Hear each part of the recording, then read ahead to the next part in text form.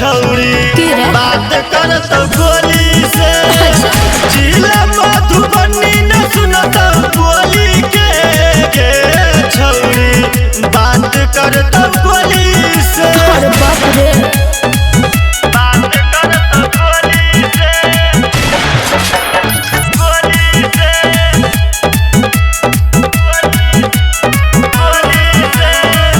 राख पर तो तोरा छौरी मन में कोनी डर गे हमर जवानी छौरा गजब जहर रे तब तोरा नहीं बुझल छौ की रे राख पर तो तोरा छौरी मन में कोनी डर गे हमर जवानी छौरा उल्टे जहर रे पैसा से भर दे तो चोली के छौरी चल हट बात कर तो गोली से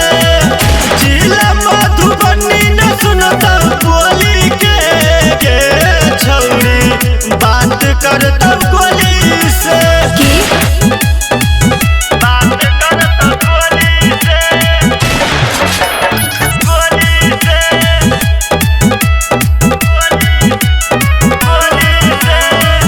बड़का रंगदार सब देख तो तोहर नाच गे 8 बजे शुरू भेल छ बंद कर 5 के से केना